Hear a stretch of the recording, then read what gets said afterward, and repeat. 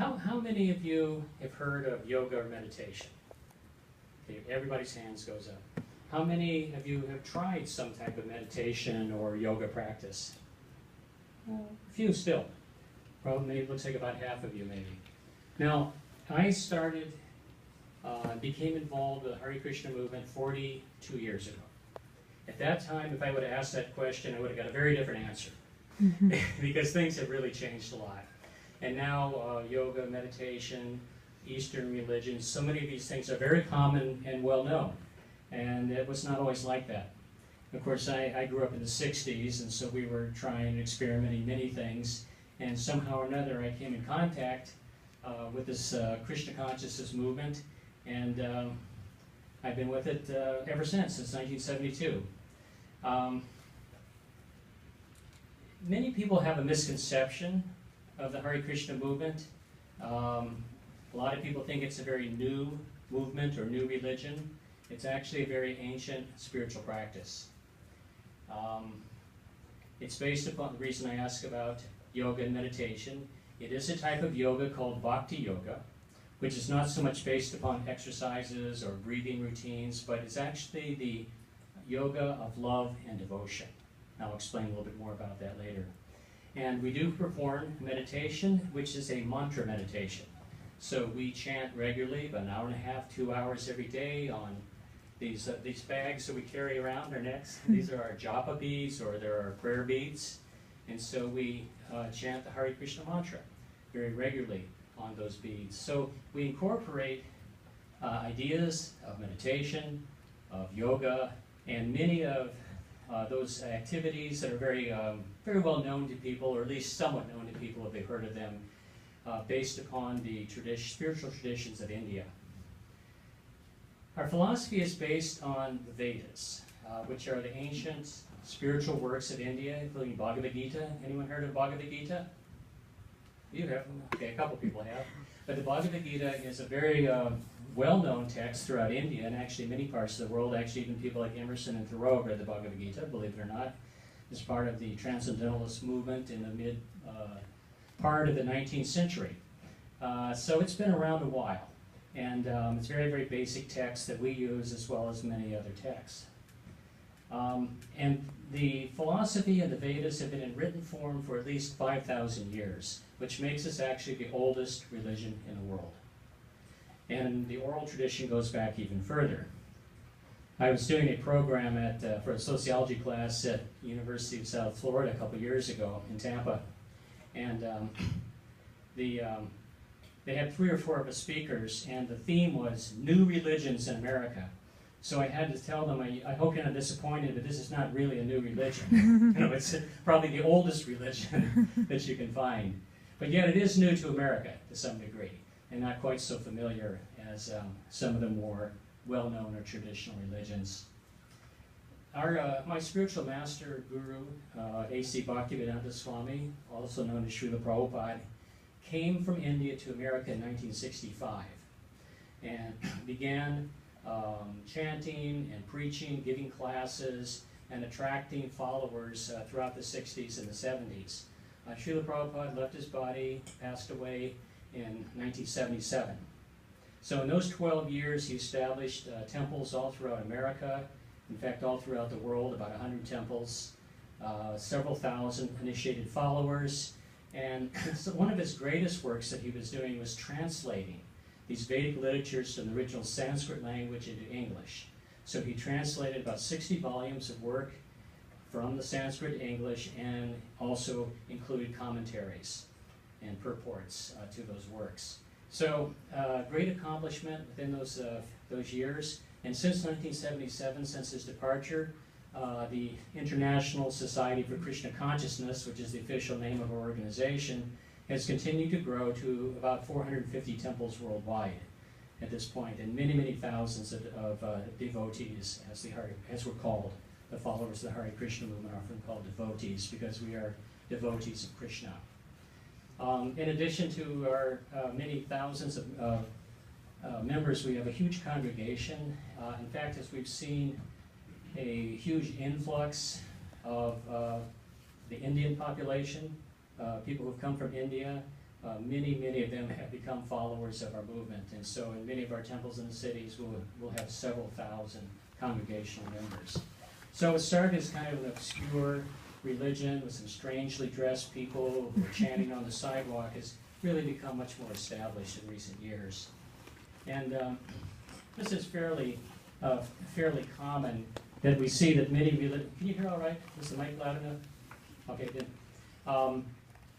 We see that if we look at the history and sociology of many religious movements, they go through different stages and phases. And in the beginning, there's usually a pioneering phase where very dedicated followers are the main people, and they try to establish the particular movement or religion, and very much of a strong missionary spirit. And while that remains, it's still there within the Hare Krishna movement. At the same time, as all religions do, there's more of a stabilization stage comes about, where we become a little more integrated, into society, a little bit more more available to people, you might say. So now we have the majority of our membership is probably what you would say is ordinary families, people with jobs, like that. So there's been kind of a transition from very much a monastic type of life to much more integrated in society. And so some people say, well, where are you? We don't see the Hare Krishnas so much. We're actually there, we're even more there, but we're maybe not quite so visible. So myself, as I was saying, I've been a university professor of psychology. Of course now I teach on the internet primarily, but if I'm going to a class, I don't wear these robes. We tend to blend a little bit more, if we're involved with more normal jobs. But at the same time, at our temple functions and ceremonies, yes, we dress in our traditional Indian robes and what's called dhotis and kurtas and saris and like that. So our lifestyle, while in some ways is, I hate to say normalized, but perhaps a little bit more something that people could recognize and identify with, we're still very strict in our following and our spiritual principles. So the members of the Krishna consciousness movement, they do have fairly strict principles. People always want to know this. What are your restrictions? Well, we basically have 4 regular principles that all initiated followers agree to. That we abstain from illicit sex life, from gambling, from any type of intoxication, and from we don't eat meat, fish, or eggs. So we're strictly vegetarian. So that's kind of the baseline of some of our principles. And actually, some people think, well, how do you live this way? But it's actually a very healthy lifestyle. It's a very, very healthy way to live, very ethical, very moral type of way to live. And as I said, I've done it for 42 years now, and it hasn't hurt me. And as you can see, I'm not starving from being a vegetarian either. So, and the other thing that I think is significant about our life is that we have a certain practice. Any spiritual practice has what's called a sadhana, which means basically whatever your spiritual practice is, whether it's meditation or whatever you happen to be doing. So every day, for a couple hours at least, we have different programs in our temples, or people don't live in temples, in their homes, where we're chanting, we're reading scriptures, things like that. And the main practice that we do is the chanting of the Hare Krishna mantra, which is Hare Krishna, Krishna Krishna, Hare Hare, Hare Rama, Rama Rama, Hare Hare. It's only 3 words, very easy to learn, and we don't charge for it. We give it out freely like that. So I remember when I was first starting back in the early 70s, I was looking into different spiritual paths, and I went to one group, and I found out that you had to pay $100 to get a mantra. And that kind of turned me off a little bit. If this is such a wonderful spiritual thing, why are they charging money for it? Then I found out later from some of the followers, they all had the same mantra. It was supposed to be your special one. But, well, we have the same mantra too, because it's universal. Hare Krishna and Rama are names of God. Hare is the energy of God. Krishna is the name of God, which means the all-attractive one, because after all, God has the highest qualities of anyone. He's the most attractive to everyone. And Rama means one source of all pleasure. So, so we chant the names of God, and these are Sanskrit words.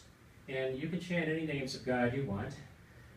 If you have a different religion, or you want to chant the names of Jesus or anyone, we say that's wonderful. go ahead and do that. We specifically chant the Hare Krishna mantra because it's given in our scriptures, and it was propagated by an avatar of Krishna, Lord Chaitanya, who came 500 years ago and spread the chanting of the Hare Krishna mantra. And because it is mentioned as being specifically applicable to this age. The earth goes through different cycles, and the cycle we're in now is called Kali Yuga. I won't go into a lot of technical detail here, but basically it's our worst age. It's a bad time. It's a bad time for spiritual life. And why is that? Because while we have a lot of material opulence, that materialism also tends to lead us away sometimes from spiritual principles and brings about a more materialistic consciousness. So in some ways it's a difficult time, but on the other hand, there's a wonderful opportunity to very easily take up spiritual life through the chanting of Hare Krishna. I think the mic went off. Uh-oh.